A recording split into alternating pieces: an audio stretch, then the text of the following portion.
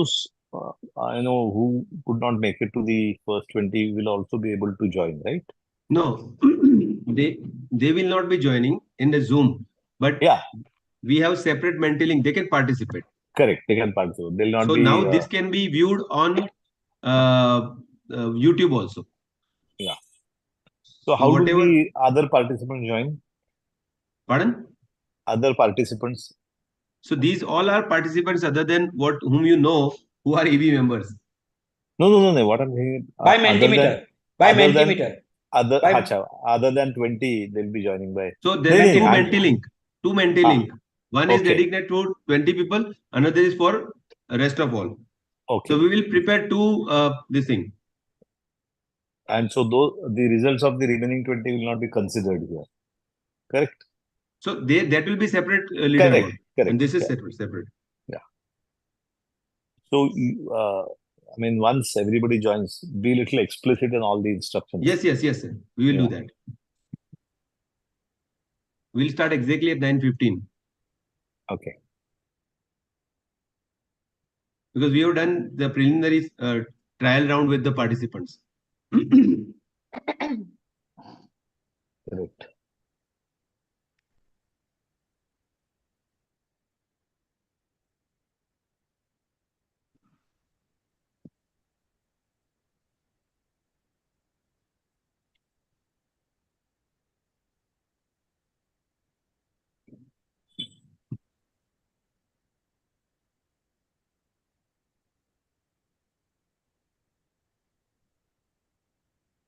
At least all participants have to join.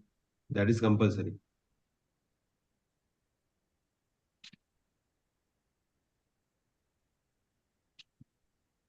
And where's the hardworking team members? Narmada, where are they? Samir also, sir. Samir, Samir, yeah, my bad. Dhanalakshmi. Samir Dhanlakshmi, I'm seeing them on the platform. I'm talking about Narmada, who is not yet to Narmada, join. maybe she'll join. preparing another Mentimeter. Yeah, no, that is also, then she must be traveling. Yeah. Hmm. This is Monday. Unfortunately, we had to keep on Monday, but there was no option because then festival starts. Of course. And we need to have some gap between the NCPID and this grand finale. Right.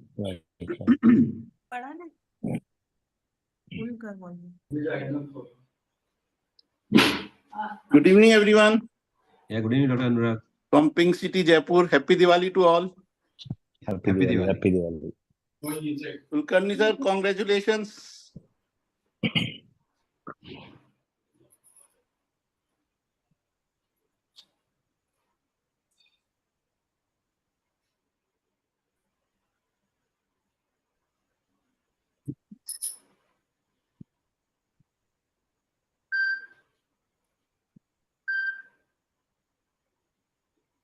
Hello, Ranju. Yeah, it was open. I'm able to do it. No, it was open now. I'll let you know if I have a problem. Okay?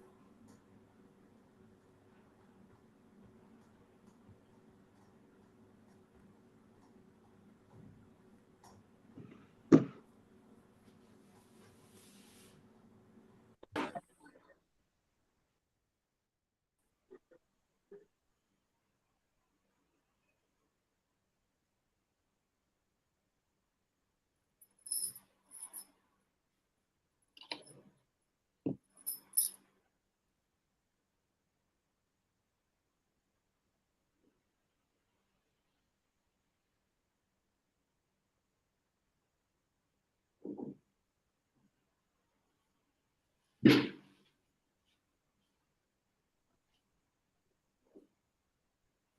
ಒಂದು ಸ್ವಲ್ಪ ನೀವು because that's corrected start ಆಗಿ ಎಲ್ಲ ಸರಿ ಹೋಗುತ್ತೆ ಅಂತ Yes.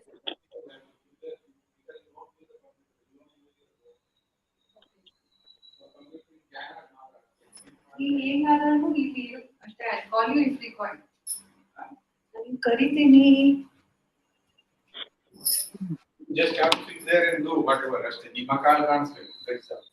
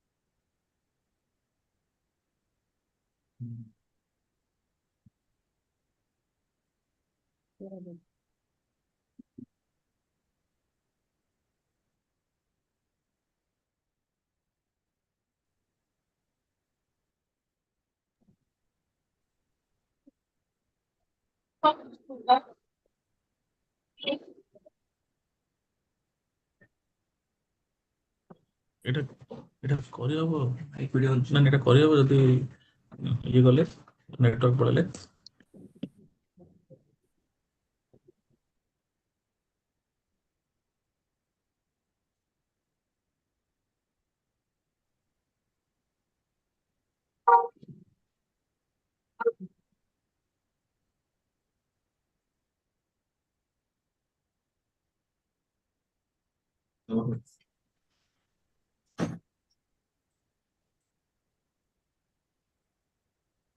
I have to use my mobile network because power shut down in my place now. Okay, no issue, no issue. Good evening, all. I'm just waiting for Dr. Daru Rangnath, our chairperson, to join. Has he joined?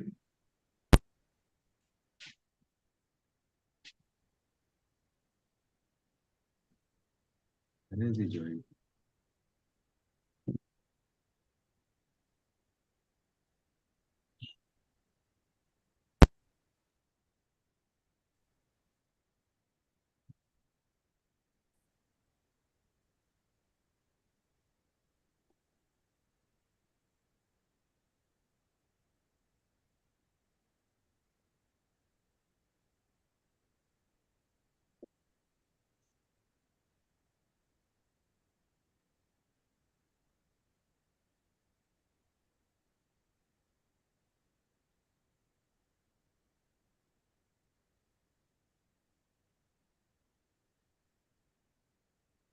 हाँ sir, मैंने भेजा अभी sir.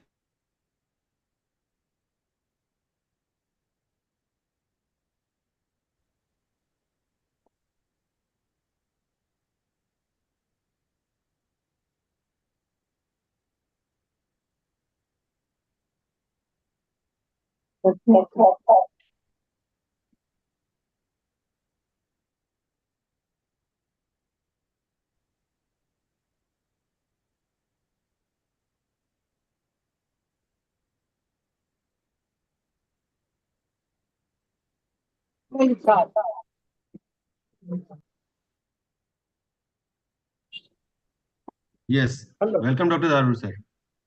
Sir, thank you, sir. Okay, fine. Uh,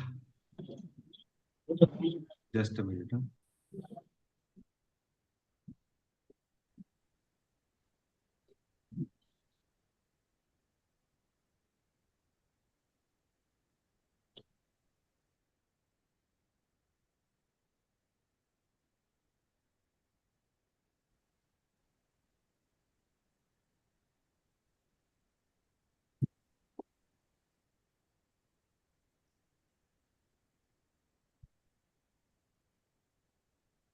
Yeah. Good evening. At the outset, welcome all of you.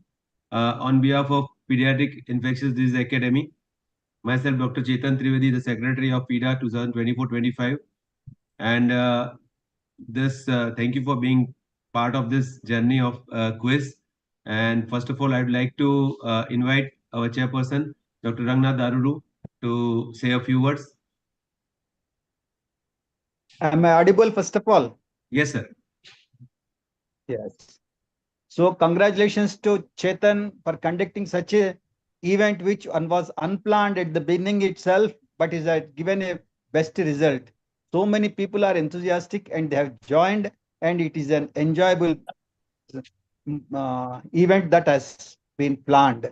I congratulate, and the chief concept and other things is by the Dr. Balasubramaniam and the group, and also Narmada. And these all people have struggled all these days to give a end to this one.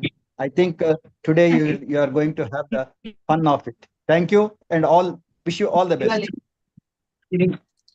Thank you so much, sir. Thank you so much. So I would like to just brief the things from my side. I'll just share the screen.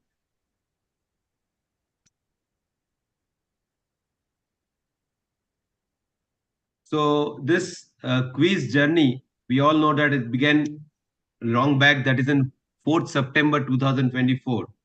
And we started circulating this particular flyer all across, and just wanted first everybody to register. And for that, we made a group of participants. And with our great fortune, and as expected, there were almost 700 plus, almost 800 participants who participated, rather, formed a Google form. And from there, we just had a WhatsApp group of participants, and then the discussion was going on in that. So first, I'll begin with my team. That is all. It is seen on the screen. At the same time, the journey was not that smooth. We know that, because the question has to be non-ambiguous and there should be so much of discussion.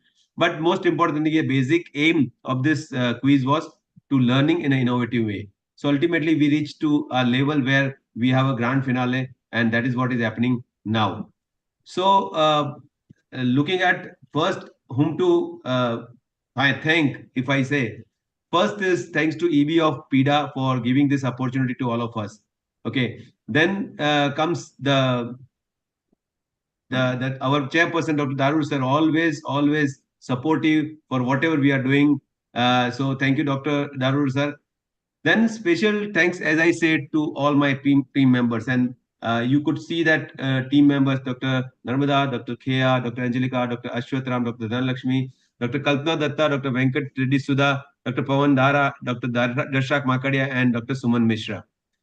Then, if I say special thanks to two people, of course, three people who have worked very hard for the question bank, because this is very difficult to make the questions. And because when we have AI in the background and Google is on our fingertips, it becomes very difficult to make the questions which are not easily, you can access it on any other platform. For that, special thanks to Dr. Dhanalakshmi, Dr. Ashwath, and Dr. Narmada.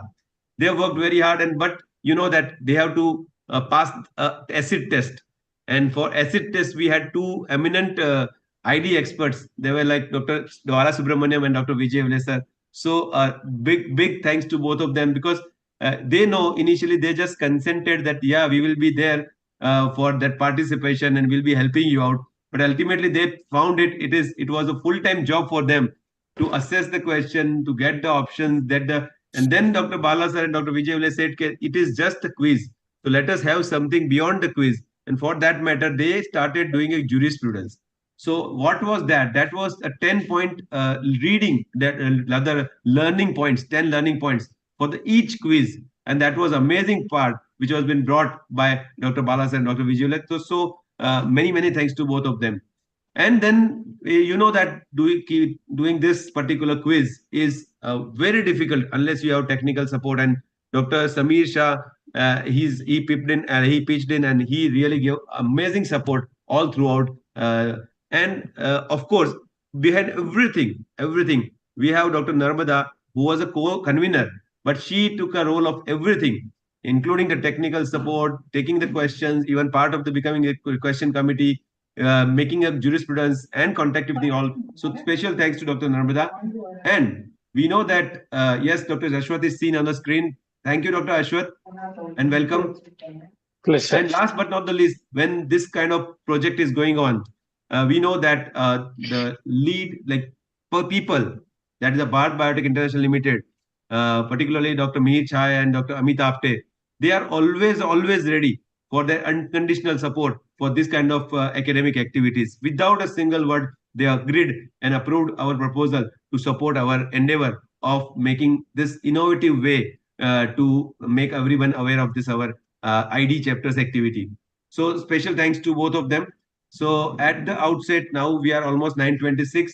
So we'd request first Dr. Vijay Evle sir to say a few words, and then Dr. Bala sir.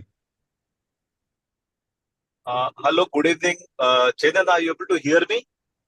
Yes, sir. Hello? Yeah. So good evening, everyone on this platform. First of all, congratulations to all the winners. I should say those who could make to the first list of first 20 participants.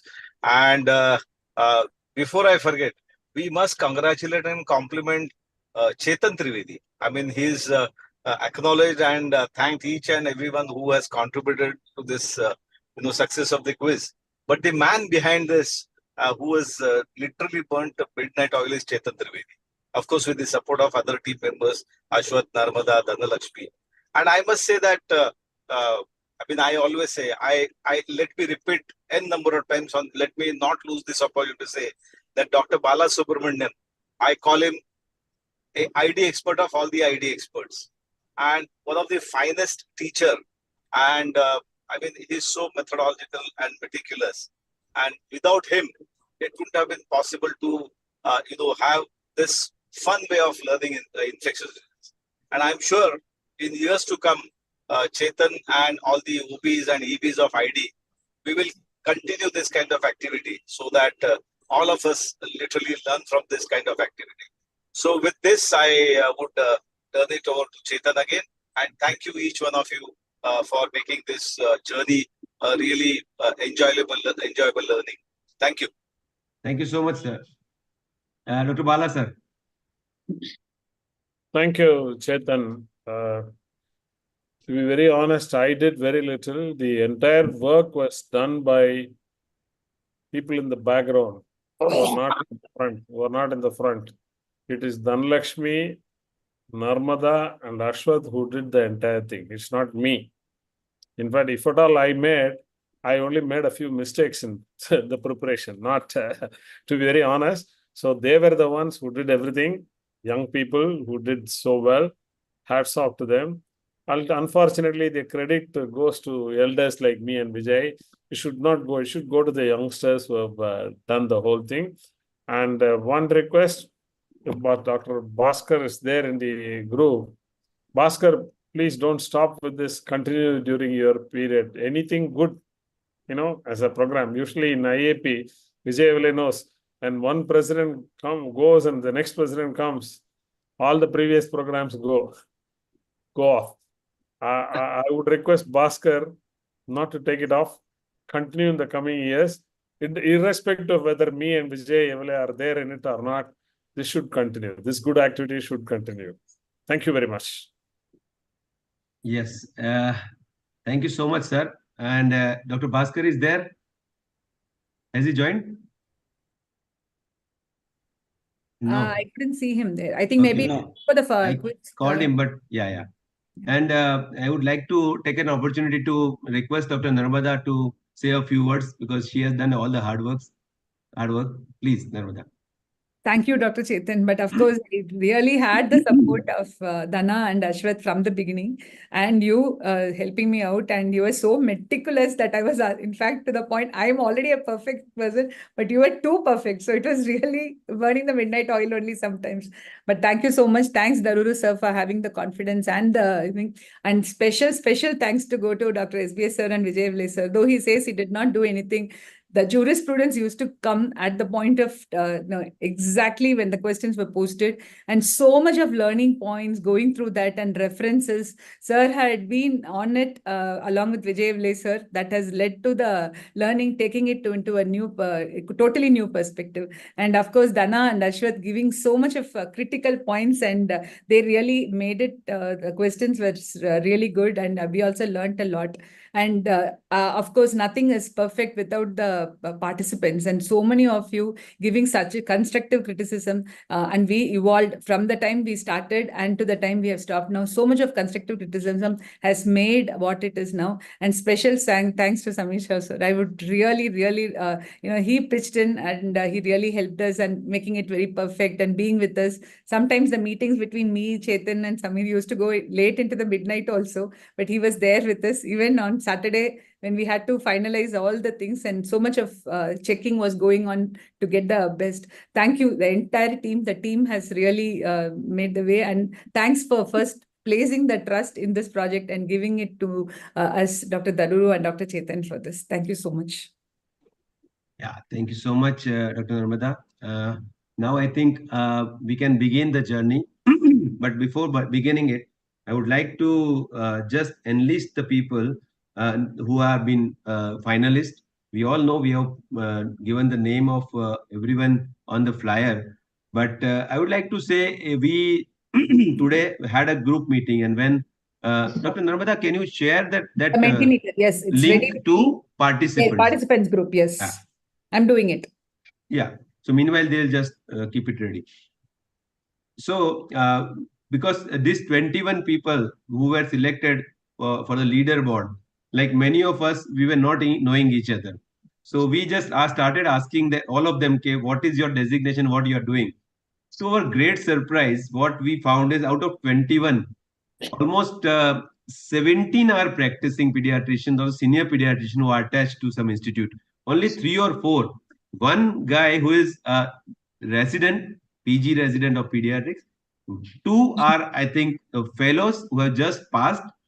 And I think rest all are practicing pediatricians or attached to the hospital. So this is a wonderful thing. We can say Dr. Pramod Kulkarni, maybe the senior most, I am not sure, but I just take a liberty to take your name, Dr. Kulkarni sir. And from there, I think we have one girl, Dr. Abhirami. She is the youngest of all. So yeah, she can be seen on our screen.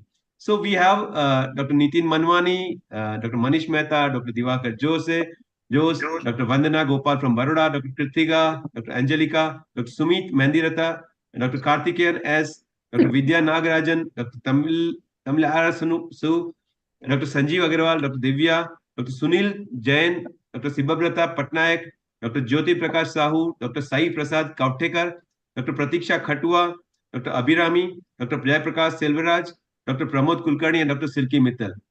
So these are our finalists. So they are all on the screen. So we have shared how we are going to go in this particular quiz. So we have a Mentimeter app. So we have just uploaded all the questions on Mentimeter app. So we have shared Menti app link, Mentimeter's link to all the participants. That is grand finalists. So those 21 people, they have got a link to vote. Sorry.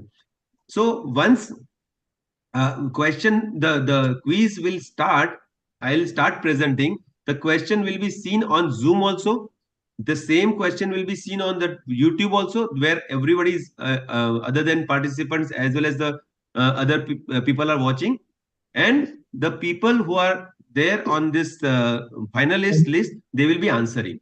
And after that 20 seconds, we are giving 20 seconds to read the question and options and give the answers. And here the Mentimeter app is such that we are having a 15 question. Each question will be given 20 seconds to answer. And after 15 questions, we will get a leaderboard. Now, this leaderboard is prepared in such a way that the persons who have given a maximum correct answer in the minimum time. So that will be taken. So here the fastest finger first will definitely come into picture. Now, there are participants. We know that in participants group, we have almost 600, 700 people. And out of that, 250 people every time they answered. So they also are given a chance to perform again. So there is a separate Menti link for those participants who want to participate other than this grand finalist link. So we will have 2 leaderboard. One leaderboard where out of this 25, first 5 will be given the prizes as declared in the flyer first. And in other group where maybe 100, 200, 300, whatsoever number they are participating, from there 3 people, first 3 will be given a consolation prize. So this is the way we are just trying to be all inclusive. Now, after asking each question on Menti, and it will be shown on this screen, we will have the poll that how many of these 21 have given the correct answer, A, B, C, D. Now, after that, the answer will be discussed by our jury as well as the quiz masters. So then, and we have a fortune to have Dr. Baldev Prajapati also there on the screen. So we will be discussing and we will have some learning points. Dr. Dhanalakshmi, Dr. Ashwath, Dr. Balasubramanian, Dr. Vijay Evle, and Dr. of course, all the senior members from ID. So this is the way we are going to go ahead. So now, without wasting much time, I'll be sharing my screen. So when I'll first give Mentimeter presentation, I'll start.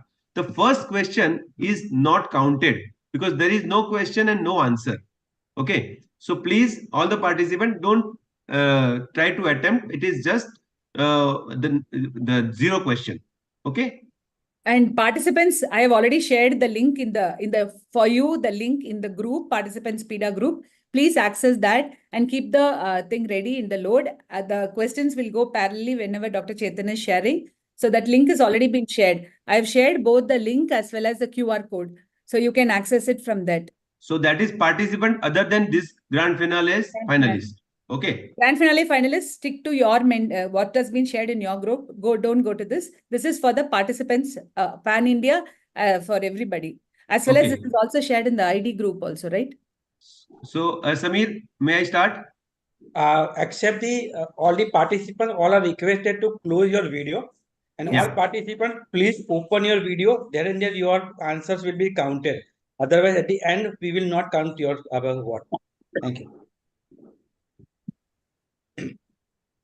So here is the questions which will start from here.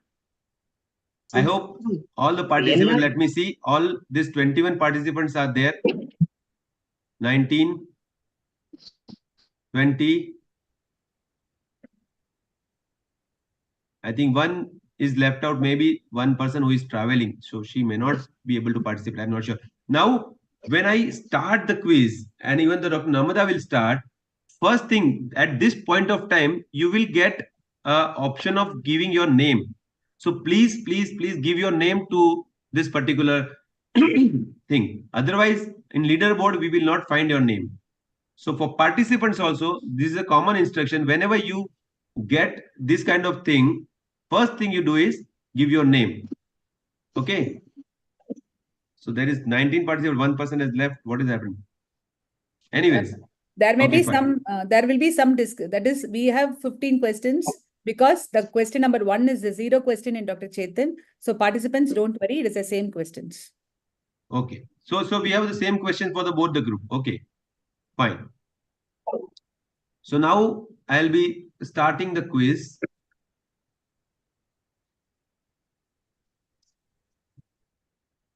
This is the first question. That will be on your screen.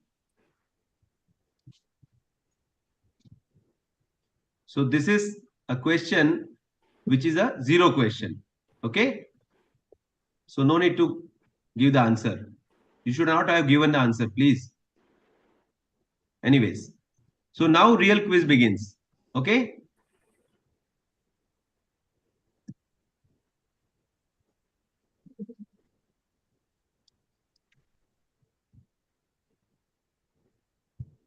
So we have 20 players ready. Narmada, you have also done that thing? Why you have players ready for you also? Sir, why it is saying connection lost? Anybody having problem? It's connection related to you. Connection lost, sir. For anyone else happening this thing? It's okay. It's okay. Now it's okay. Okay. I think I'll have to open the door. Okay. Yes, sir. So these are the individual problems. Please sort it out. Okay. So here we begin the journey. The first question. A child is being treated with amoxicillin for scarlet fever. When can he return to school after starting amoxicillin to avoid spreading to others? And options are there on your screen.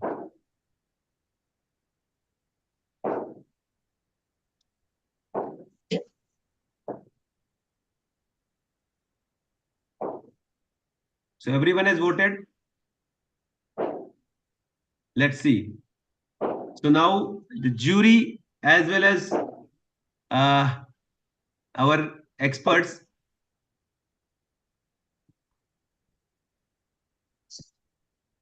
So this was the question. Dr. Dhanalakshmi, I will start with you. Yes, sir. So after starting antibiotic within 24 hours, he becomes non-infectious. So he can return to school. So it's 24 hours after starting antibiotic. That's the answer. Bala sir, any other comments?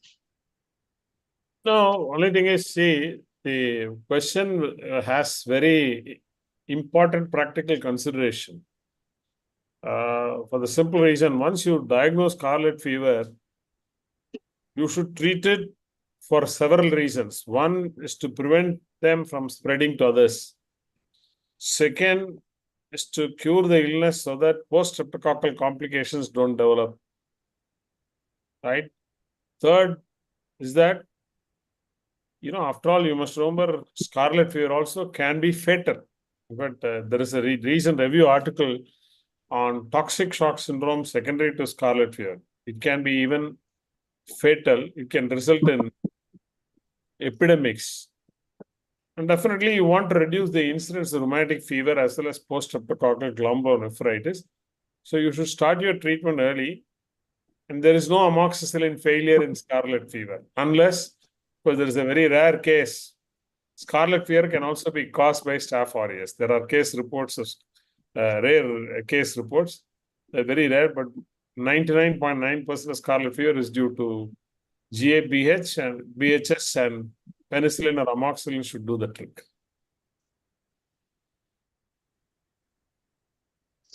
Great, sir. Great. Thank you so much, sir. I think let's move to the next question. Yeah, Vijay, sir, anything? No comment. Only thing is, let us remember that GABHS is absolutely gullible and susceptible pathogen. So that's why it becomes non-infectious in 24 hours time.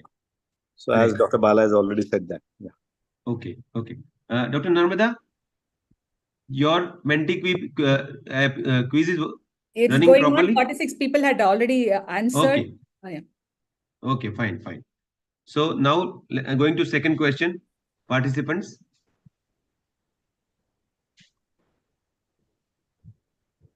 Okay, all are ready.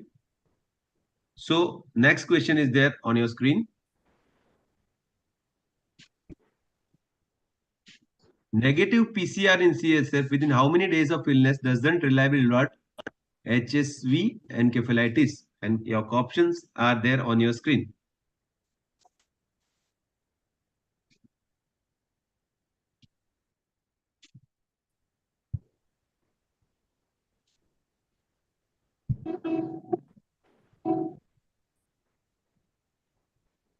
Okay.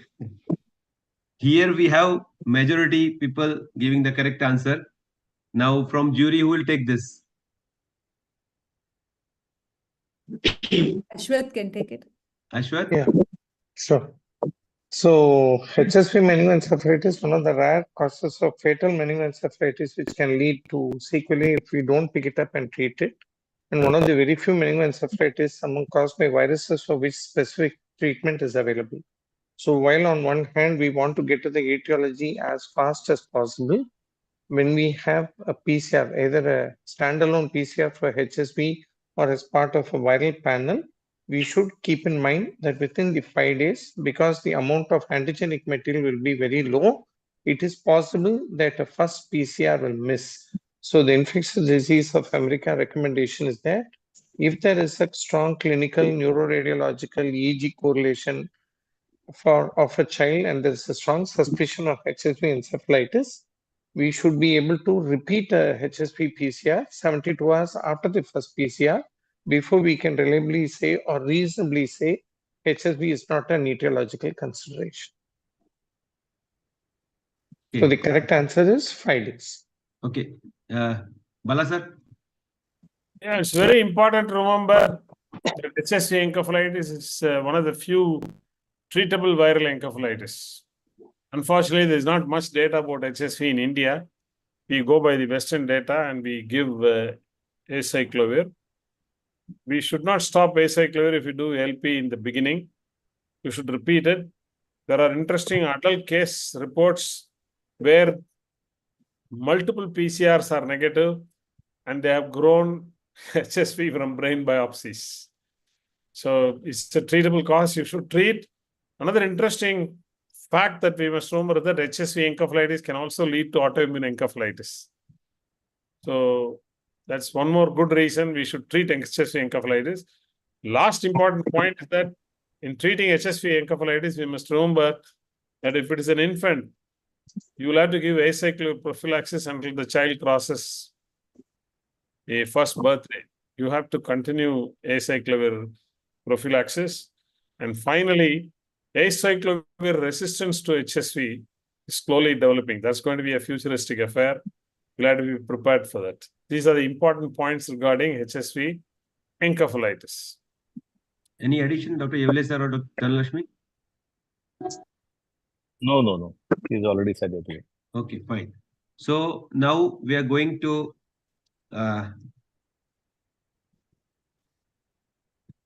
next question. This was the question which was asked, and now let us go to question number 3. All 21 ready?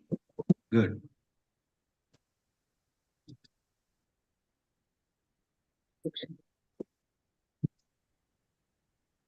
In which of the following cases a cross-reactive false positive serum mumps IgM antibody test result occurs? And your options are there on your screen.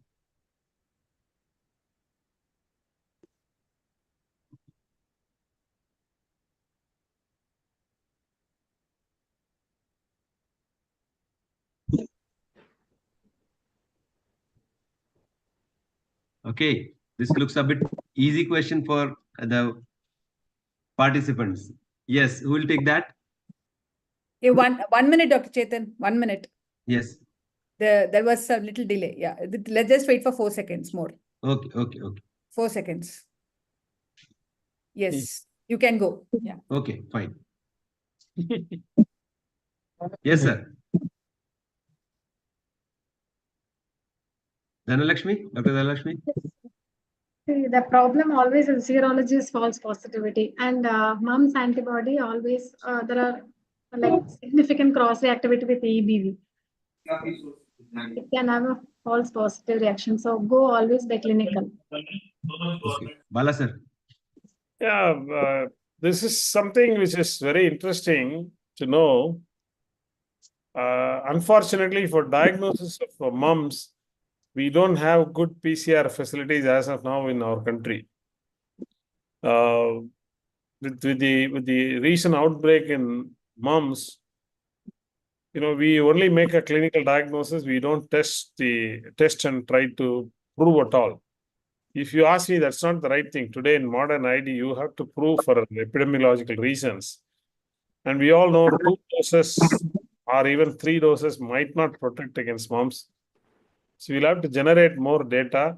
And I'm glad to tell you, thanks to one very aggressive Times of India correspondent, Tamil Nadu government has agreed to make mumps a notifiable infectious disease recently.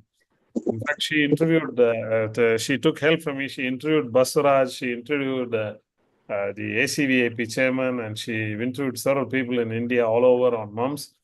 And she took the data to the Director of Public Health, who has agreed to include mumps as a notifiable disease. There is significant morbidity due to mumps, which includes encephalitis. Interestingly, mumps meningitis can occur without parotitis, and the parotitis can occur later also. Yes. So it's not a disease which is uncommon. It is not a disease with zero morbidity. It can cause sterility. It can cause deafness. It can cause fatal myocarditis. We need to have a diagnosis. Unfortunately, we don't have good PCRs. We don't do cultures. Only IgM antibody is there. It may not always be parotitis due to mumps, which causes IgM antibody titers. Even EBV can rarely cause parotitis in addition to lymphadenitis. We should be knowing that fact. Yes. Even I had the patient of meningoencephalitis where the CSF PCR showed mumps and without parotitis. At that time, I searched that it is possible without parotitis to have mumps and encephalitis. Yes, sir. And it's one of the important, most common causes of acute cerebralitis also, mumps. Ataxia may occur without parotitis. Yes. I had the patient of meningoencephalitis where... Okay, now going ahead to the next question. Chetan, can I add a point here? Yes, sir. Please. Yes, Vijay. So CMV is something which, mumps is a clinical diagnosis. But as we say that infectious disease, one needs to prove the diagnosis. PCR is not available. We go by serology. Theoretically, even CMV can give cross-react with, but then clinical picture does not cover it. One must remember that HIV does not cross-react with that, because many times HIV can come as parotitis, especially recurrent parotitis. So that factor should be there. And influenza does not cover, but para-influenza can cross-react with the mumps antigen. So para-influenza is important from that angle. And but clinically, I mean, why would one think of other illnesses? But yes, HIV, recurrent parotitis, sometimes parotitis can be confused. There will be other telltale signs, and HIV does not cross-react with HIV. So that's very important. Thank you so much. Thank you so much. Now here we go for the next. Namrata, are you ready? I'm standing like a boat out there.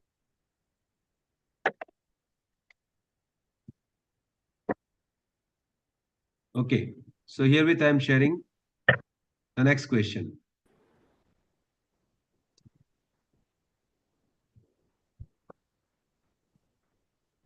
Paralysis of accommodation convergence is characteristics of.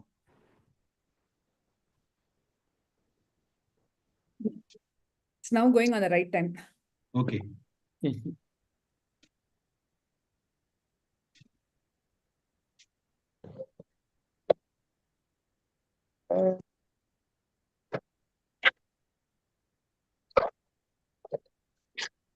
Okay.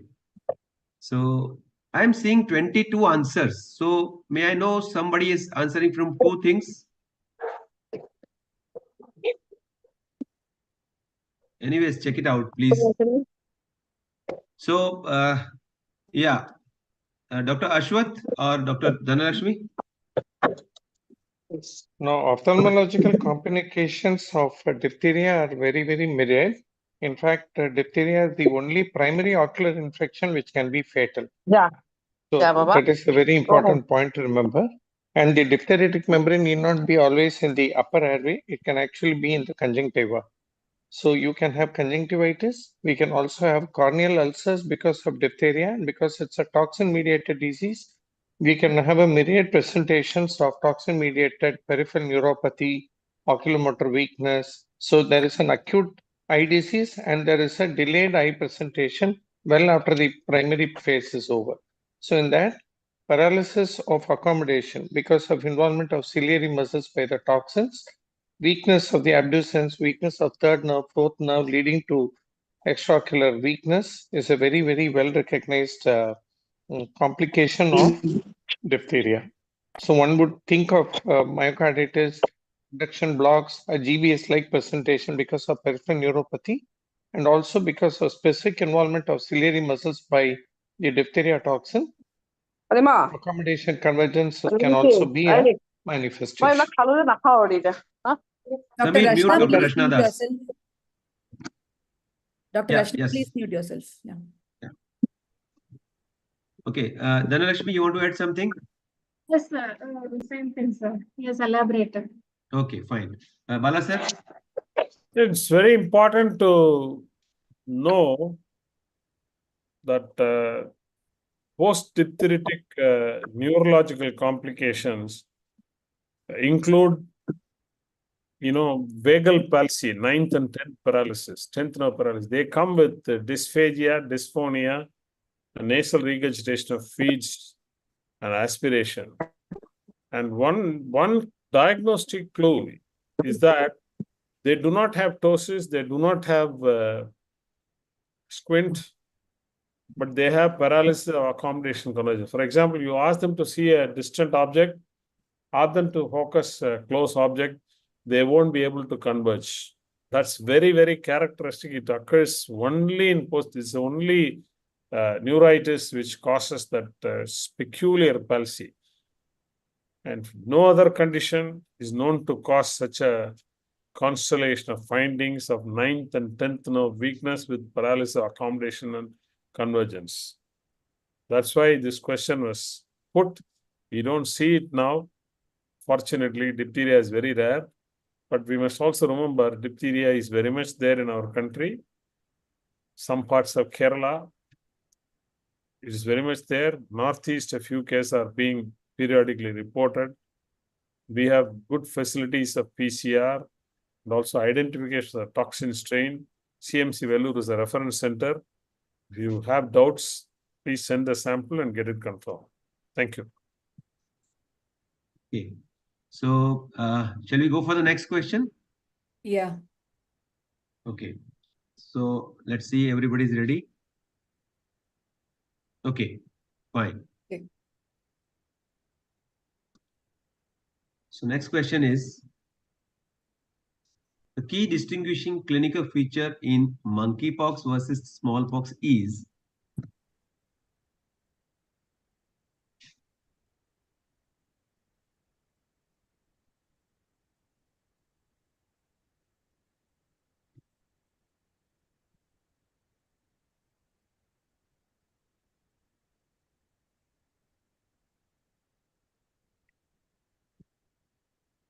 Okay, so there is a mixed house.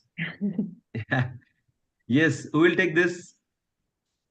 Yevle sir?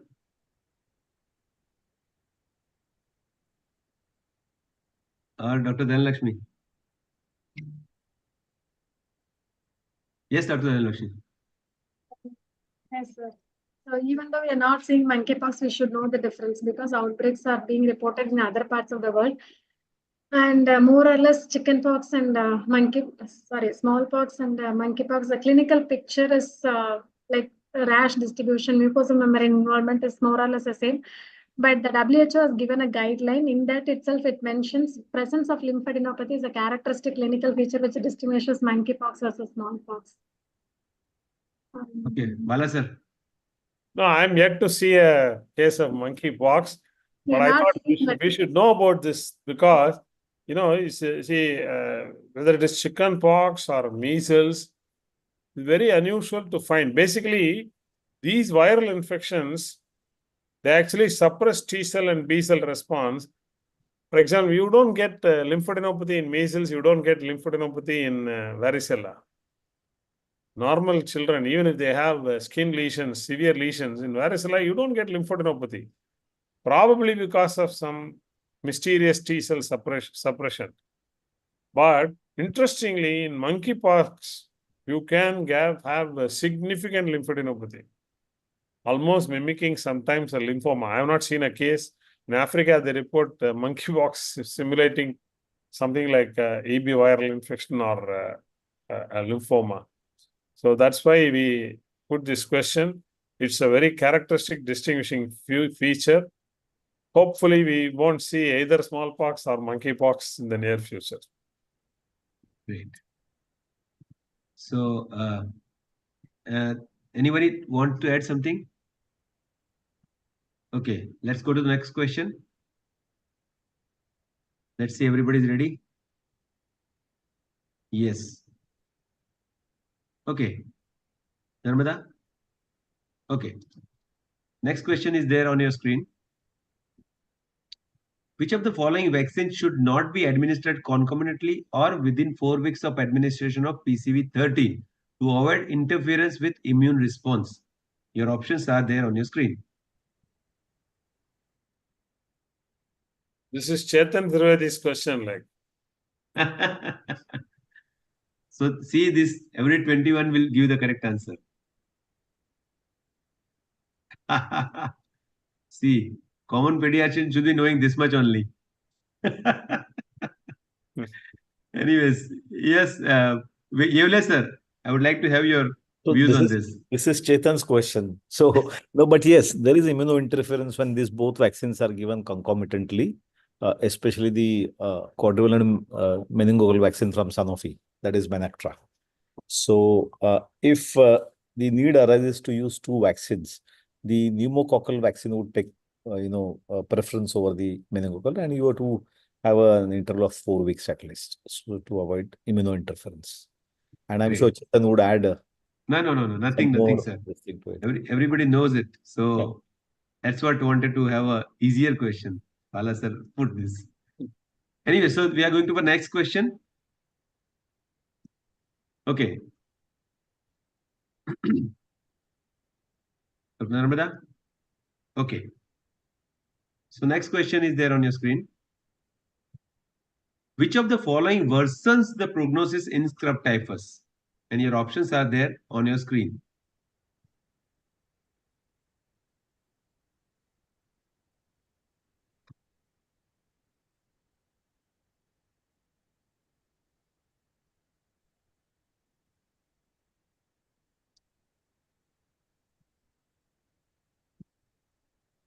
Okay. So majority of the participants, they think chloramphenicol, it worsens the prognosis. Yes, your inputs, juries. Yeah, very interesting to know that there are literature reports of cotrimoxazole worsening the prognosis. There are 2 or 3 interesting facts we must remember about scrub typhus. If you go to the website of ICMR, you will find that they blame the overuse of beta-lactams for re-emergence of scrub typhus. I have asked this question to several experts. They don't know how, on what basis they made this. But there are case reports where administration of cotrimoxazole has adversely affected the prognosis. Chloramphenicol is an excellent drug for scrub typhus. In fact, there are people who use off-label use for meningoencephalitis because of very good penetration of chloramphenicol into the CNS. They use for scrub typhus meningoencephalitis as an orphan drug. It is very effective against rickettsial infection. Roxithromycin as well as azithromycin are also equally effective. In fact, New England Journal of Medicine recently published an article from CMC Vellore, where in adults, they have compared the results of azithromycin versus doxycycline versus 2 drugs. And they have found that combo drug, azithromycin plus doxycycline, had the best prognosis in adults with scrub typhus. Of course, the authors also conclude and say that there is no pediatric data. This is an adult data. Okay, we should not be using cotrimoxazole if there is scrub typhus. That is the message from this. You can use any of the other drugs. Of course, doxycycline is well known. Alternatively, azithromycin is equally effective. Roxithromycin also may be effective. Chloramphenicol, excellent CNS penetration, it may be effective, but we don't need to use it in the presence of availability of intravenous doxycycline even for meningoencephalitis. Okay, so let's move to the next question. Okay, participants ready?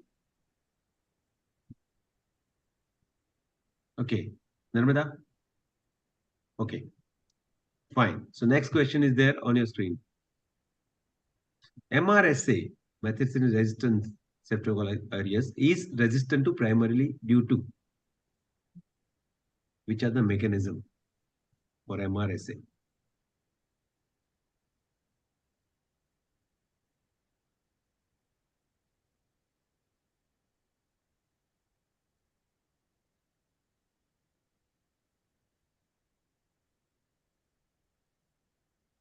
Done. Okay, so this is good. Yeah, Dr. Dhanalakshmi. So usually the mechanism of resistance in gram-positive organism is by alteration in penicillin binding protein.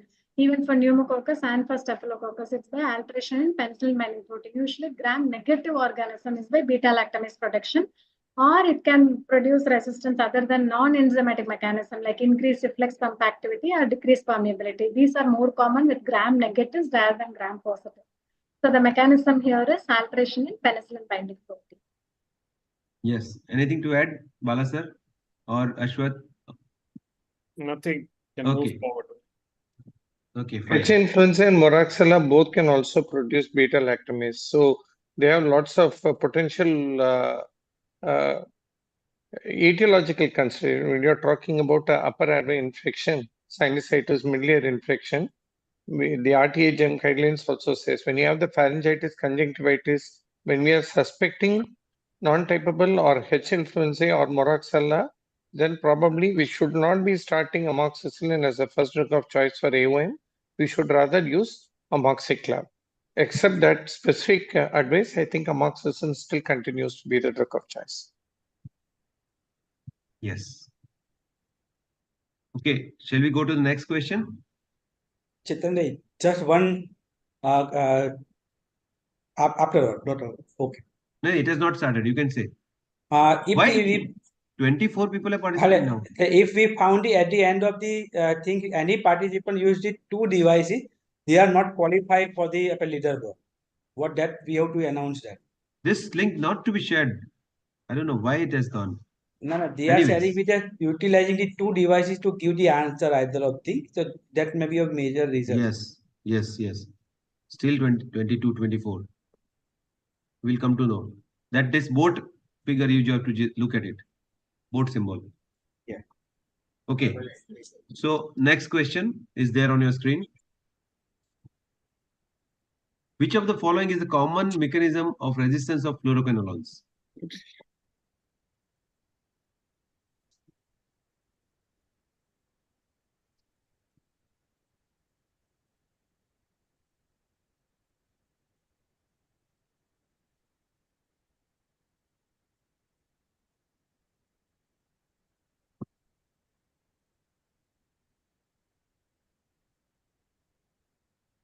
Okay. So majority of them got it correct. Yeah, Dr. Ashwat, Dr. Dhanalakshmi. Forward answer. Straightforward answer. Nothing to discuss. Mutation DNA guidance. Now, the other important point that we must remember amongst many antibiotics, we have several groups of antibiotics. We have beta lactams, we have cephalus, your quinolones. Okay, we have glycopeptides, we have aminoglycosides. There are some groups where resistance develops much faster than for other groups. In fact, if you look at the history of antimicrobial resistance, the most rapid development of resistance that had occurred in the history of antibiotics has been with fluoroquinolones. They are notorious in, eliciting antimicrobial resistance very fast from many bugs. Next comes your beta lactams. Okay. The other groups like aminoglycosides, particularly amongst aminoglycosides, your amikacin, even after about 30 years of use, amikacin resistance is perhaps one of the lowest. That is because there are multiple sites which have to activate amikacin effectiveness, unlike gentamicin or other aminoglycosides. So that's a very important point. Quinolones, that's the biggest weak point of quinolones. Wherever we have used it, the bugs turn very smart and become resistant. And particularly in a country like in India, quinolone is a useless drug for most bugs in pediatrics, starting from Salmonella, Shigella, E. coli, etc. But it's one of the commonly prescribed drugs also. Yeah. This is unfortunately every day you see, pediatricians as well as adult physicians for pediatric patients, a fever, they always start with the quinolone. That too in an irrational combination. Veterinary use that's more high. They use more fluoroquinolones. That's the reason behind the development of resistance. They overuse quinolones and through. Yeah. That's how chloramphenicol resistance came in typhoid, because of overuse by veterinarians. If any of you have got pets, I'm sure you would have given the latest antibiotic, including faropinum for pets these days. Okay, so going to next question number 10.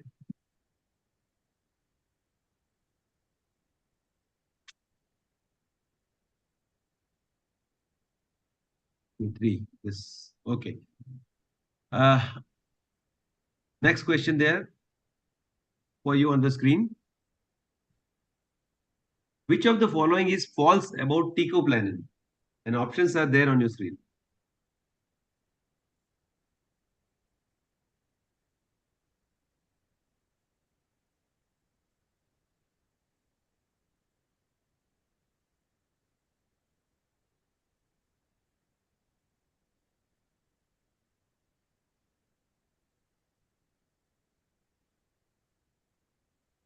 Okay. Now we'll take that. Dr. Ashwath? I think it's pretty pointless because it's such an illuminated and enlightened audience that we have set a quiz for. Everybody is writing. I don't think we have to discuss at No, all. you must be Yes. coming across this kind of molecules used frequently in ICU. Correct. So teicoplanin definitely is a very useful alternative because it can be dosed twice a day. It is not more or less toxic. Each drug has its own profile. But when you have a multi-organ dysfunction, when we have acute kidney injury or anticipated kidney injury with a doubling of creatinine, teicoplanin is a definite alternative to vancomycin for gram-positive organisms, especially MRSA, when there is significant bloodstream infection. And the other options, as it is said, we should be ideally measuring drug levels for teicoplanin and vancomycin, even though in practice we don't do it. And it requires a loading dose, and it has a long half-life, which allows twice a day dosing. So it is a useful armamentarium when used judiciously. The drug level measurement is available? I have never done it. For that matter, we don't do it for vanco also. Are available. There are labs which are doing it, but you know, I don't know. Dr. The problem is only interpretation of those levels. Interpretation levels. Even for vancomycin, it's very difficult to interpret. You have to do repeatedly. The biggest disadvantage of teicoplanin, we must remember as pediatricians, it has got very poor CNS penetration. CNS penetration. That's something which that limitation we should remember in any child who's critically ill. If there is a slightest doubt, approved for bacteremia. Yeah. If there is the slightest doubt, there may be a CNS element to the MRSA infection. 100% we should not be using teicoplanin. Though OPAT, outpatient antibiotic therapy, teicoplanin is a very good option for somebody who's got a serious MRSA infection like endocarditis or osteomyelitis. This is an alternative. And definitely the risk of red man syndrome, risk of renal toxicity is much less with teicoplanin than with vancomycin. Sir, if there is a bacteremia in a case of this level of MRSA, which will be the drug of choice? Vancomycin is the gold standard today, even today. Teicoplanin is an alternative drug. What about linezolid? Linezolid for bacteremia today is still, see, as I said, most of the adult ID experts, I don't know, they don't want to agree that linezolid is not a, they are very cautious about using linezolid for bacteremia because of serious adverse effects. There have been few papers which have shown that if you use linezolid, the mortality is higher. So they would still prefer to use only vancomycin, but slowly they are changing and slowly accepting linezolid as an alternative. Still the gold standard everywhere is Uncomplicated bacteremia, and if you prove sterility within 48 hours, then you may consider changing. Otherwise, upfront it's not recommended. The other drugs which are approved are daptomycin. If you're not able to use vancomycin, daptomycin can be used, but daptomycin again cannot be used if there is a pneumonia. The other drug which is upcoming is ceftriaxone. Daptomycin, because it has been destroyed by surfactant, right? Yes. Why we are not using daptomycin in the lung infections? It gets inactivated by surfactant. Surfactant. That's why it's not recommended in pneumonia. Daptomycin is excellent for endocarditis, for meningitis and osteomyelitis. Soft tissue infections. Not for pneumonia. Quinopristine is one which is being used abroad. It's not available in India. It's an alternative drug. And again, like your linezolid, people are also concerned about using cotrimoxazole, even if it is sensitive. They don't recommend it for bacteremia, MRSA. So suppose we have MRSA meningitis, right? Your drug of choice? Vancomycin. Vancomycin. If we have necrotizing pneumonia with MRSA, drug of choice? No. Wait. Necrotizing clindamycin. If it is sensitive, I will use only clindamycin. MRSA. Okay. There's no bacteremia. I will just give clindamycin. And if it is with I don't bacteremia, know, so nowadays lot of resistance to clindamycin. If you're proven Agreed. sensitive, Agreed. No, I said if it is sensitive, yeah. it's sensitive. It's sensitive. For bacteremia, once bacteremia, you don't use clindamycin because it's bacteriostatic. It's not recommended. okay. So a few points. Most extensively studied drug is vancomycin among the anti-MRSA. Number one. Number two, in immunocompetent individuals, especially when you have gram-positive bacteremia, it really doesn't matter whether you use a sidal or static drug. There are increasing number of reports talking about success story with the use of linezolid. But yes, most extensively studied drug is vancomycin. There is ease of administration and convenience. Most of these patients who have MRSA bacteremia or MRSA infection, they have multi-organ dysfunction, especially renal dysfunction. So in that case, teicoplanin comes very handy. The long half-life permits it to be used even as once a day dose on OPD. It is not US FDA approved, but it's a very useful drug. Since it is metabolized in the liver, it spares the kidney and one can easily use it. And there is it can be administered intramuscularly on outpatient basis. One can continue therapy. So teicoplanin is a good anti-MRSA agent where one cannot use vancomycin. And vancomycin drug levels, you look at the trough levels and not the peak concentration. And teicoplanin drug levels, I'm not too sure. I've never asked for it. But yes, there are laboratories which estimate these levels. The Baldev is there, sir. You can make it a point if required. Just because your video is not on, so I'm not able to see. Okay. Next question.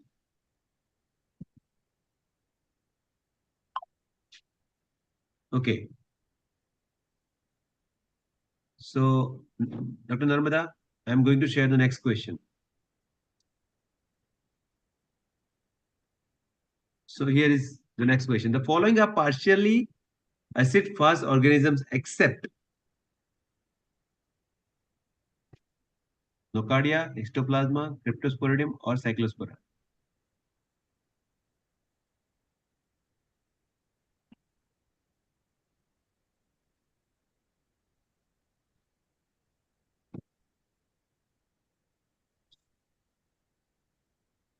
Okay, so majority thought that Cyclospora, which is a partially acid-fast organism. Now, But who will take this? interestingly, all the delegates group, they have answered, most of them have answered correctly. Acha, they have answered Histoplasma. Yeah, very majority. Great. So, who will take this? Dr. Bala, sir. Yeah, 1 minute. Well, let me think. I myself am struggling to get the correct answer. Let me be very honest. The following are partially acid-fast organisms. That means, okay, histoplasma is not. I don't know much about it. Dr. Dhanalakshmi. Honest, Dhanalakshmi. I think somebody more brainy than me, Dhanalakshmi or Ashwat can answer. So Nocardia, all the mycobacterial species are acid fast.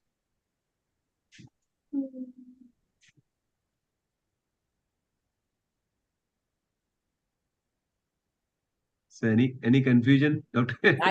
I don't think. I think. No, the answer is correct, but my knowledge is primitive. Sorry, hands off. Okay, Vijay, sir, anything? No, I'm aware that Nocardia is acid fast, and histoplasma is not that much. I'm not too sure about Cyclospora and Cyclosporidium also is not, but histoplasma is definitely does not take up acid fast. That I'm sure. So the answer is correct, but as I'm also not. Other than mycobacterial species, Cryptosporidium parvum, Isospora belli, Cyclospora, Taenia saginata X, they have mentioned, Hydaspes, Sarcocystis, and in fact, nuclear inclusion bodies in lead poisoning. These are the acid fastness. Wow. That's why both natural and artificial intelligence both are there in Dhanalakshmi. Good. Anyways, so this was the answer, and now going to 12th question. So this only means the examiners need not know the answers for the questions they ask. You know, those days when I was appearing for MD, a good examiner is labeled as a good examiner if he asks questions for which he himself does not know the answer. Okay? Right. And the jury also did not know the answers, and the paper was not leaked.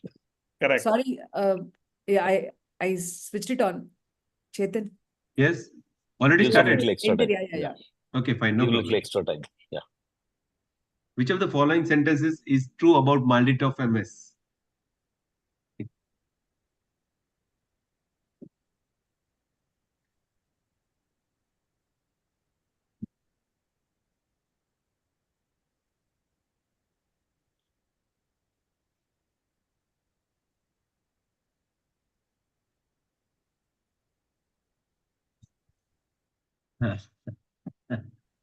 Maldita, Dr. Yevle sir, I will need your inputs for this question. So Maldita is one of the, I would say molecular way of identifying the pathogen.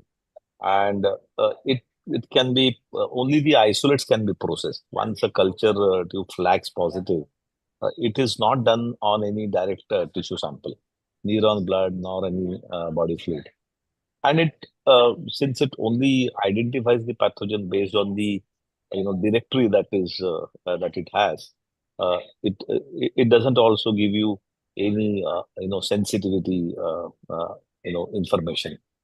So the correct answer is done on positive blood culture only, and the turnaround time is much quicker. 48 hours to your conventional way of subculture, and will give you the identification and sensitivity. The point of using Malditoff is to shorten the turnaround time and tailor the therapy as per the growth.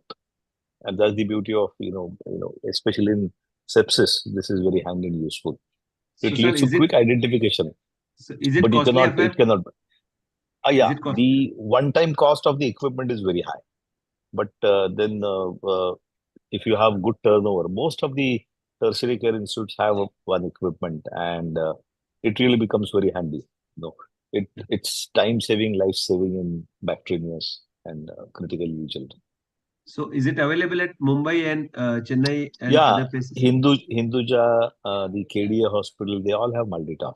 Apollo is in the process of procuring one. Dr. Balde sir, are you there?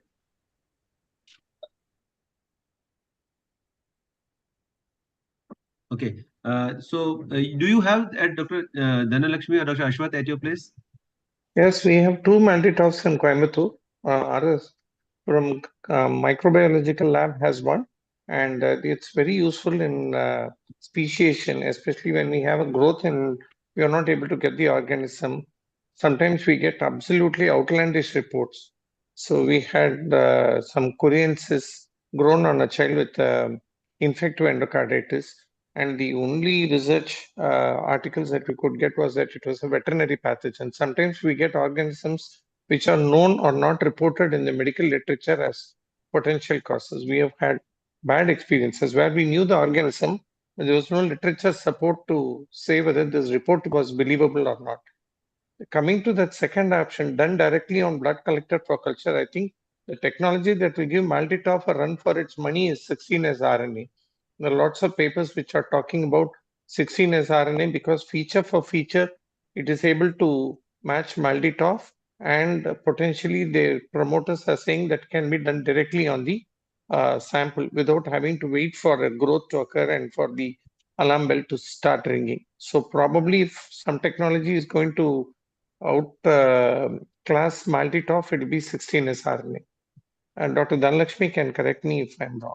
Actually, now we have with the upcoming molecular test, first you draw the sample for culture. And if it flagged positive, then we have, if BCAD panel is available, that is a blood culture identification system. It is a multiplex PCR. If you have BCAD panel, you can send it directly. The advantage is it gives you species ID and resistance gene also it will pick up. So thereby you can further tailor up. But if you don't have BCAD, you subculture that culture bottle which is signal positive. So you get an organism growth on the culture plate. Then this can be sent for Malditoff. Malditoff results will come in 1 or 2 hours.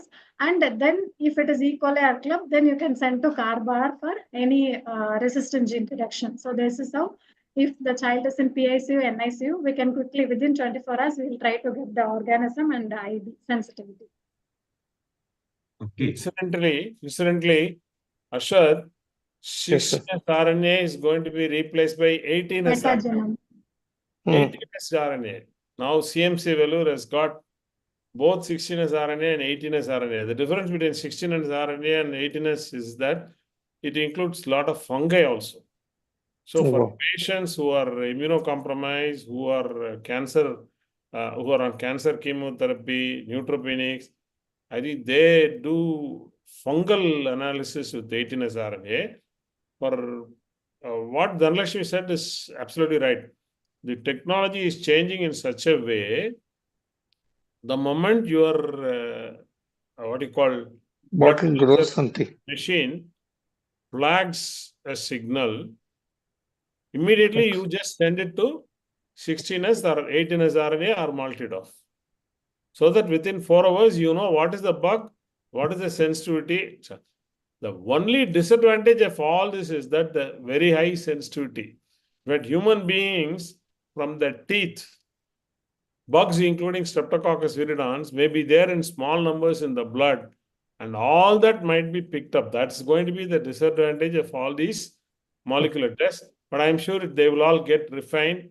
We will have culture reports, multidoph reports, 16S RNA, 18S RNA reports within 6 hours for all our patients with sepsis who are in ICU or NICU or critically ill. That's going to be the future technology.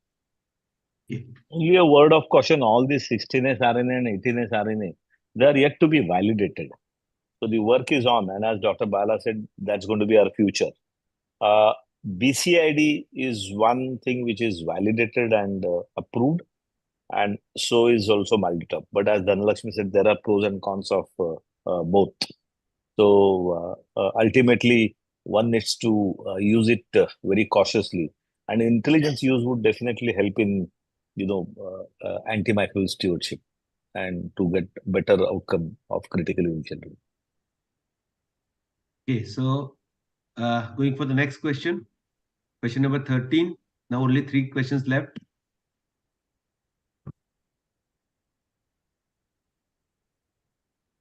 Okay.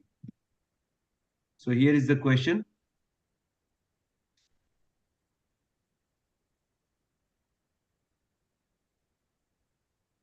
Meropenem has no activity against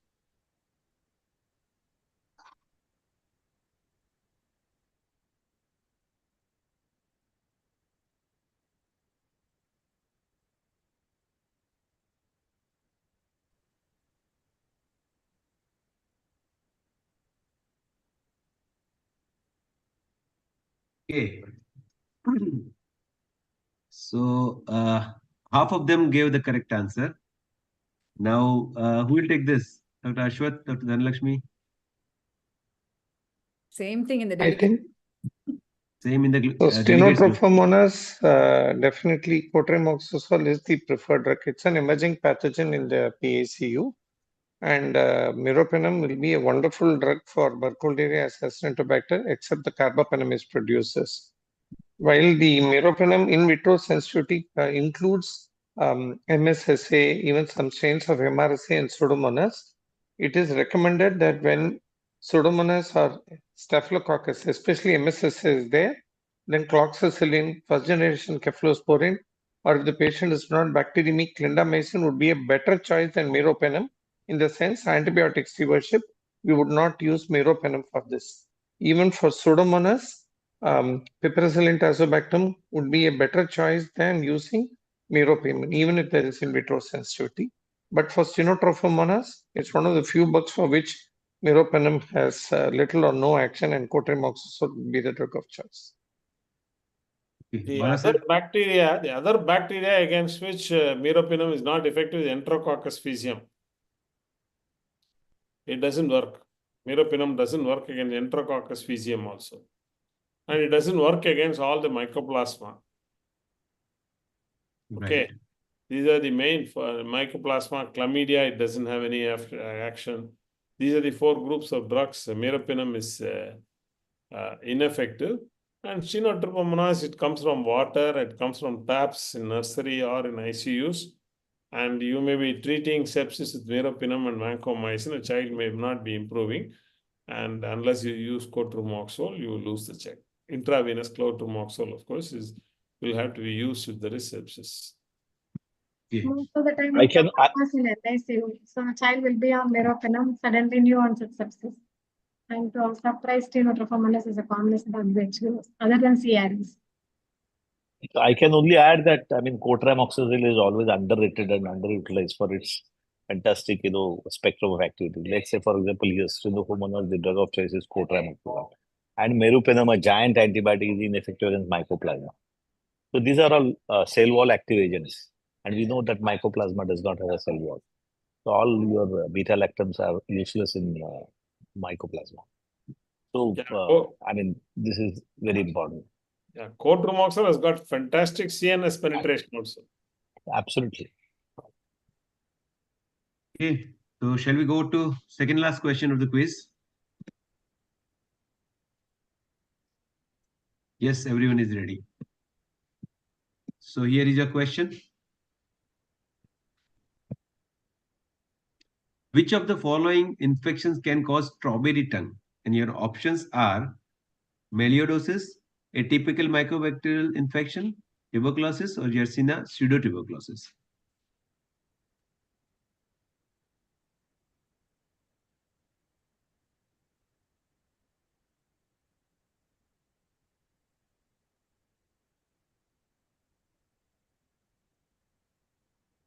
Good. So good number of participants, they answered it. It So is you have opposite used in delegates group. same. No, mostly were negative. Okay, fine. It's Yersinia. Sorry, not Yersinia. Okay. Yeah, Bala sir. Yeah, see, it's very interesting to know that, this Yersinia pseudotuberculosis is mentioned everywhere where there is strawberry tongue. I believe it's not uncommon, it's not diagnosed often. This Yersinia pseudotuberculosis is very similar to Campylobacter jejuni, which can present as enterocolitis with right iliac fossa pain resembling appendicitis, and it can produce strawberry tongue. Of course, the other conditions other than Yersinia which can cause strawberry tongue are scarlet fever and perianal streptococcal dermatitis. There is a recalcitrant staphylococcal skin sepsis which can also cause strawberry tongue. So it's very unusual. But you have to think of Yersinia as a cause if there is somebody who has got a strawberry tongue with abdominal manifestations more pronounced than cutaneous manifestations, along with the strawberry tongue. And, it responds to all those atypical antibiotics, starting from macrolides to others. It doesn't respond to your beta-lactams. That's about Yersinia. I have not seen a case. You have to probably do a PCR or a stool culture to confirm the diagnosis. I'm yet to see a case. This is just a curiosity. I'm sure we will be diagnosing this in the near future when we start doing routine PCR for stool cultures, instead of stool cultures for gastrointestinal infections. Okay. So here reached to last question of our quiz. So let's go for that 15th question. Everyone is ready. And here is your question.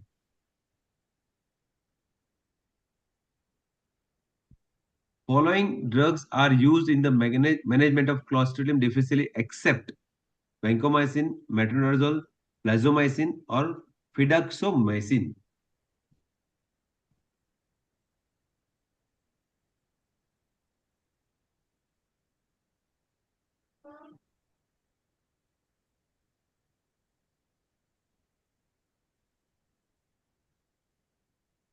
Great. Dr. Dhanalakshmi. So You give the easy option. oral vancomycin and metrozole are always used in the management of C. diff, but fidaxomicin is recently approved. It's a macrolide group of antibiotic which is approved for indication, and plazomicin is the newer aminoglycoside which is not used in the. So maybe the participant, they thought these two are unknown antibiotics. So I just that's why I put the option. Yeah, it's okay. Some easy questions are hard to be included. It's okay. Last first. So remember, vancomycin is used orally here. Huh? Oral anti. Yeah, that one must remember. And plasmomycin, as Dhanush said, is an aminoglycoside. The other therapy which is becoming popular for Clostridium difficile is fecal therapy, fecal transplant. Fecal transplant. Okay, diamond cuts a diamond.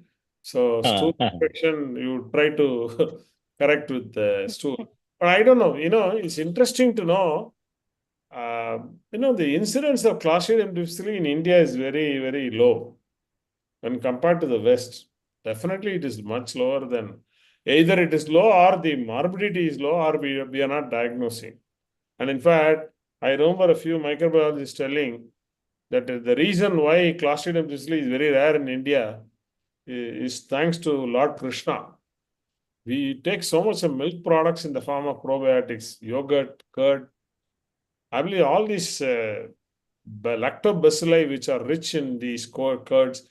And in South India particularly, nobody wastes milk which is stored and which is spoiled. They always use it for some other purpose, for more kurambu and things like that. I think the practice of using those stored food, including parayasoru, old rice, I think is responsible for our population not to suffer from severe Clostridium difficile enterocolitis. I believe even one dose of antibiotic can produce C. difficile enterocolitis. Any antibiotic for that matter. Absolutely, yes. Indian guts are very, I would say, resistant to. You look at any Western literature, they'll talk about C. difficile. You look at AMR, you look at pathogens of significance. They would talk about C. difficile. We don't see so much of C. difficile in India. So, anyways, so now before unveiling the result, I would just drag a curiosity a bit ahead and would request Bharat Biotech's Dr. Mihir Chaya to pip in and say a few words. And after that, we may have Dr. Pramod Jog, he's there. So his word, and then we'll unveil the results. Before that, Chetan, you said more than the qualified participants were participating. So if you were using more than one device, they need to be disqualified. Only is one. There a way to? Maybe is there a way to identify that? Yeah, we have identified, and Samir is working in the background, sir. Okay, fine.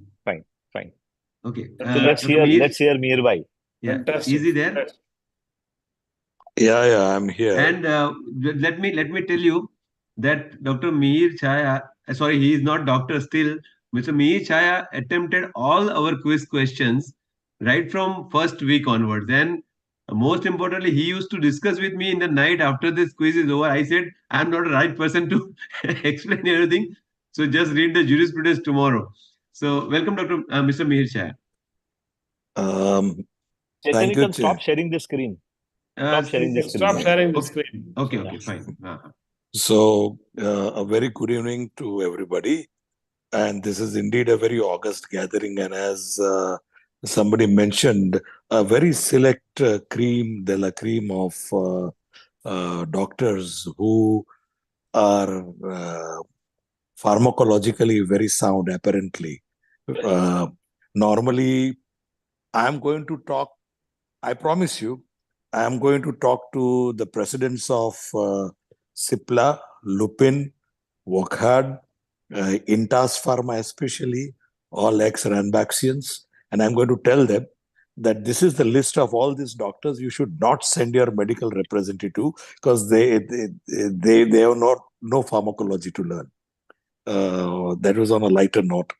Of course, they're not going to listen to me. But at the outset, on behalf of Dr. Krishna Ella and Mrs. Suchitra Ella, I would like to reiterate that being an innovator and a generator of science, which is with prolific publications, internal and external, globally, we understand the importance of providing platforms where honest, transparent, highly intellectual discussions and debates happen where no quid pro quos are involved. And when Dr. Chetan approached me for this quiz program, we had a significant amount of discussions, and one thing was very clarified, that this is not going to be about Bharat Biotech vaccines or its products. It is going to be a platform where we would be just one of the catalysts in ensuring that an absolutely invigorating, rich, intense debate on exchange of thoughts on diagnosis and on science basis that are discussed. I'm very happy to see the level of discourse and the absence of any animosity throughout this entire period. I feel truly humbled in the presence of such doctors, and especially the jury members, both and the other seniors, from whom I only learned. Thank you, Dr. Trivedi, Dr. Narmada, Dr. Ashwath, and everybody on the team, enabling this partnership that engages inquisitiveness on science and debates on it.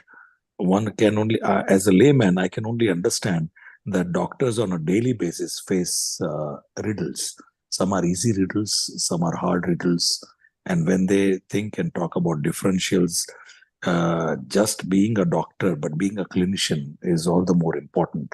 And that's why experience is one thing in which doctors and pediatricians in India, especially in infectious diseases, can lead the world and can show the world in terms of not only their ability and expertise on this subject, but on the pragmatism that clinical experience brings to the intense level of exposure that they get here. Now, that is all from my side. I've got nothing more to add. Thank you so much. Thank you so much, Mr. Mehchaya. I think Dr. Pramod, sir. Oh, yes, Mojog. Chetan. Yeah. No, thank you for requesting me to speak.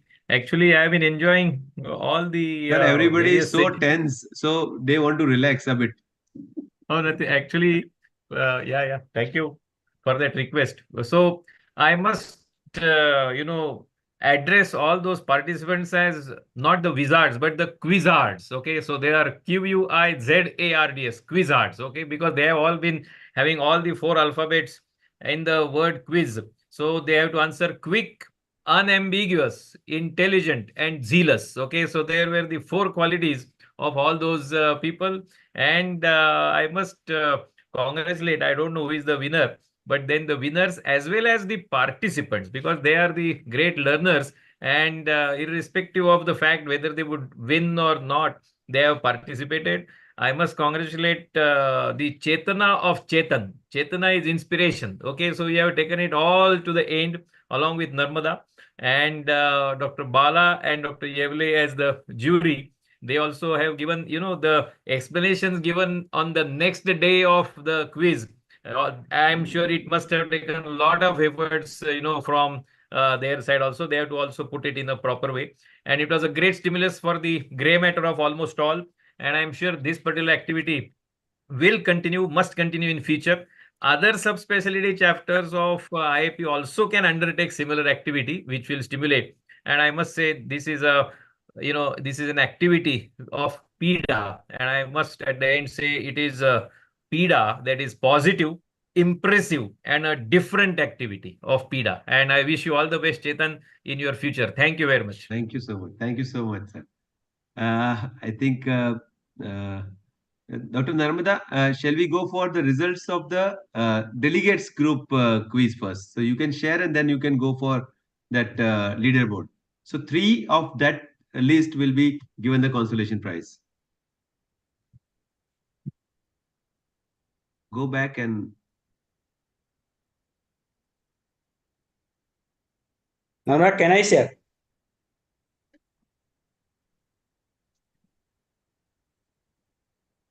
You are mute, Dr. Narmada.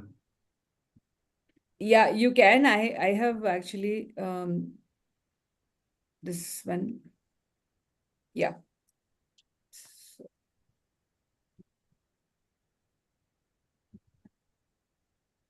it is actually Dr. Muthu, Dr. Maunika. I am sharing that. Just a minute. You just stop here. You just go back to that one slide back, and then you can redo it. So it will again. Now you go ahead. It will calculate. Yeah. Yeah. Narmada, you just wait. Stop your sharing. I will sharing that result. Okay. Now let this get over. Dr. Muthu, Dr. Monica, and Dr. Arjun Parihar. Now you stop sharing, and Yes. Sir, for Dr. you. Samir, you can share that.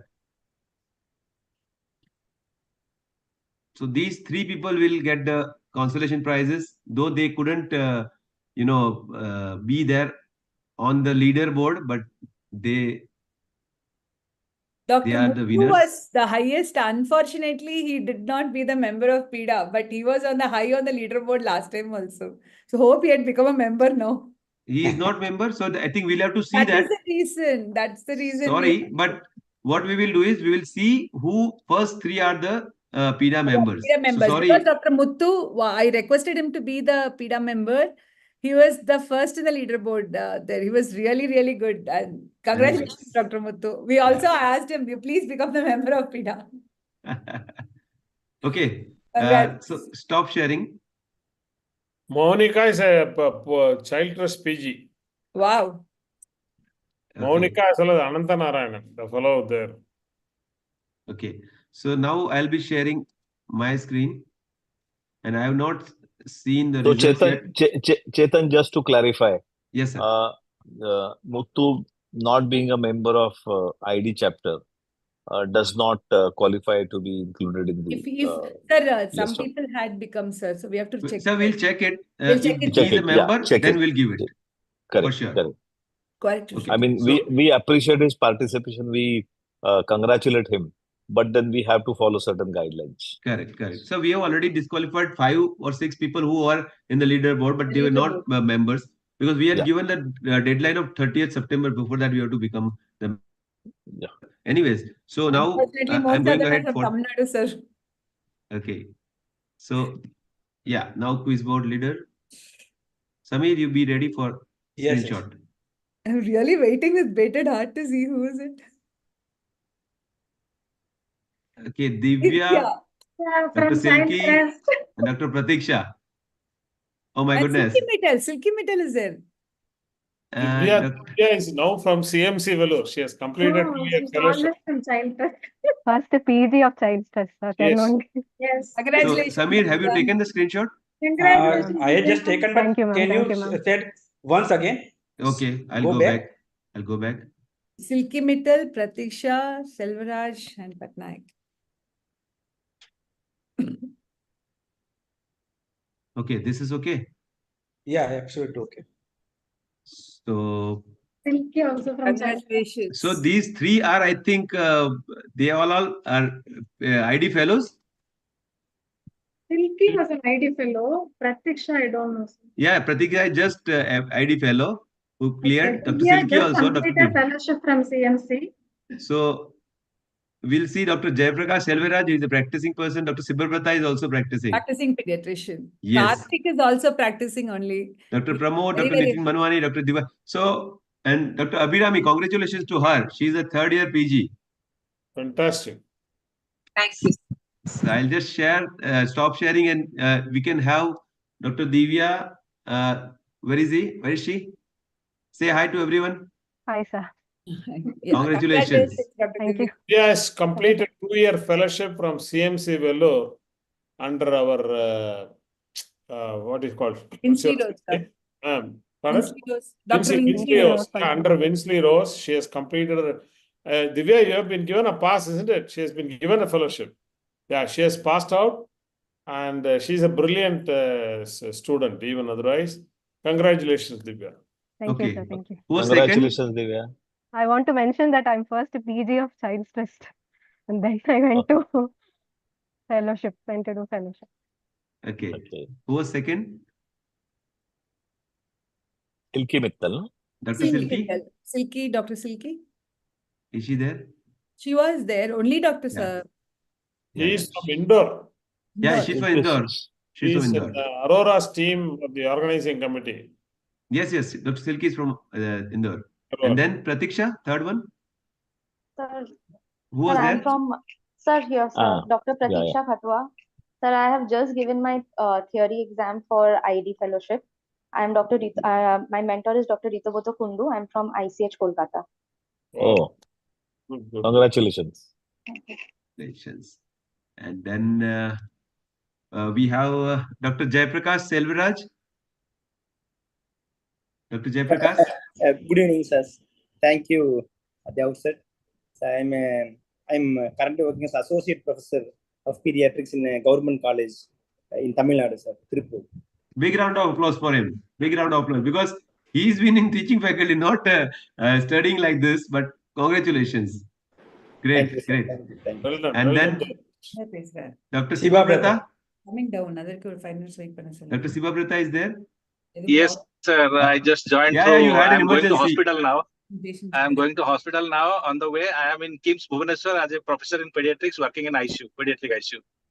Oh, Great. That's fantastic. congratulations. I was a fellow from CMC Vellore again. Oh, Critical Oh, care. Okay, okay. so it's a factory from where everybody comes. Dr. Karthikeyan S. He's from Coimbatore. Yeah. Sir, I'm from. Good afternoon, sir. Sir, I'm Dr. Karthikeyan, working as assistant professor in Tiruchi Government Medical College. Trichy, I was completely sorry, Karthik. I'm just finished my pediatric pulmonology fellowship, sir. Okay. Oh,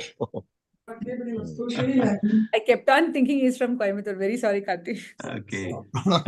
And the big round of applause for Dr. Pramod Kulkarni, sir.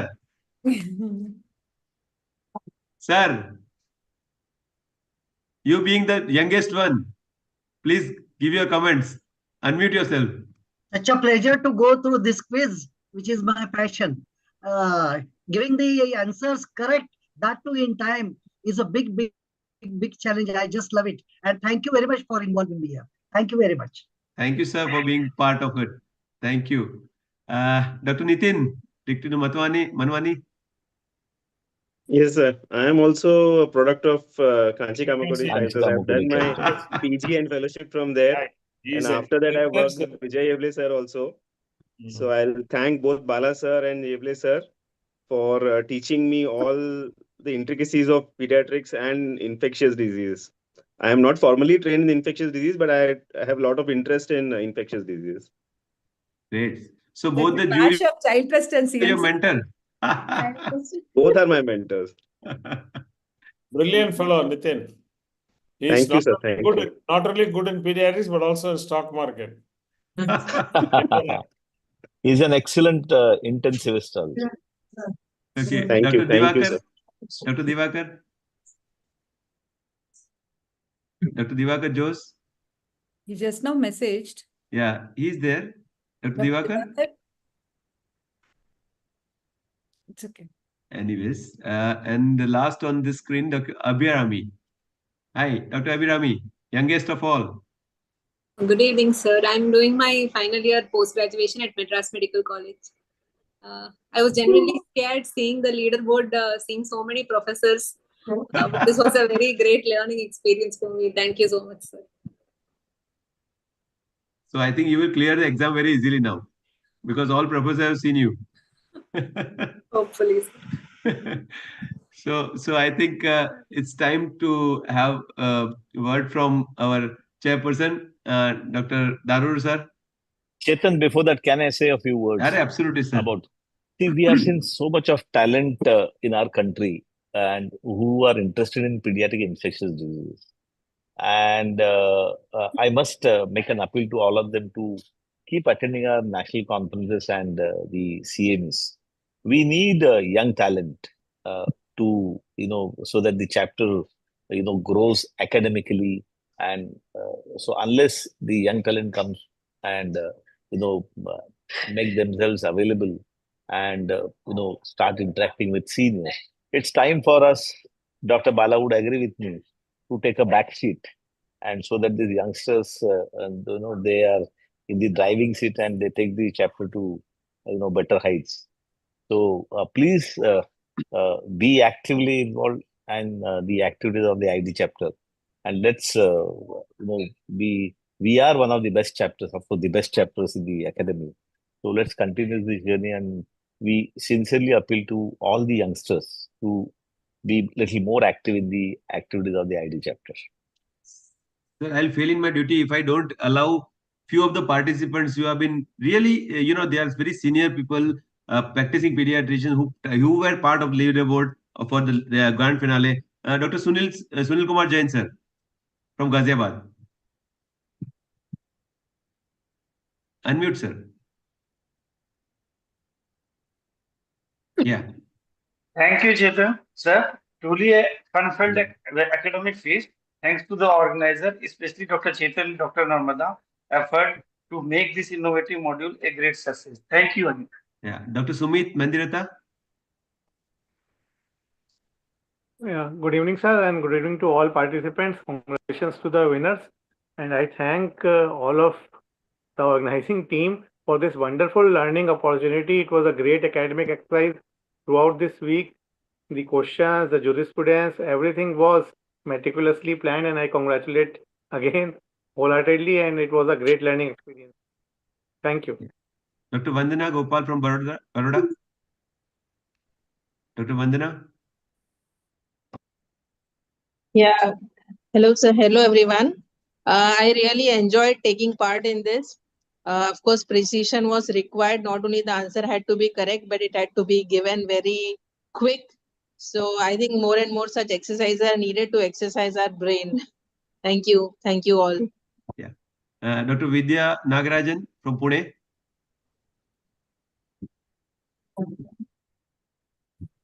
Madam, can you unmute? Or you can unmute it for her, Chetan. Samir, can you do that? Yeah. Yeah, as a host, you can unmute Yeah, her. Samir is the host. I asked her. Madam, we can listen to Yeah, you. yeah, I can hear you, sir. I can hear.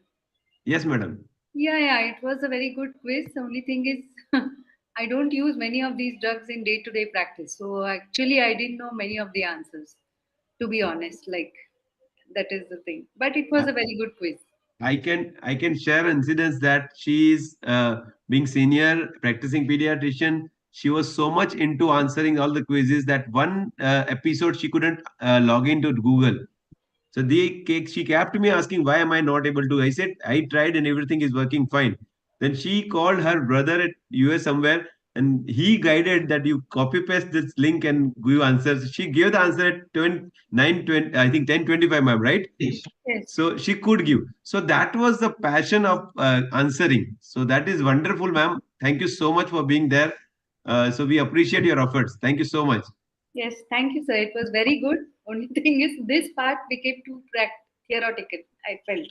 Okay, ma'am. No problem. Points taken. Yeah. Dr. Manish Mehta. Yeah, good evening, everyone. I just feel proud to be part of such a people like Dr. Balasubramanian and Dr. Vijay Evile sir, and I'm sitting here is a victory for us. And excellently conducted last 2 months of quiz. We really used to wait for 9:30 p.m. on Wednesday, and just immediately we used to start. We used to wait for that link. So we really enjoyed last 2 months, definitely. Dr. Tamila Saru. I sorry, I am not able to pronounce the name properly. Tamil Arasu. Yes, you speak out. You spell it out. I'm happy to join today, sir. Very good questions, but very rare things which we commonly not used practice. Good. Thanks for the feedback. That's very important for us. Yes. Dr. Angelica. Yeah, good evening, everyone.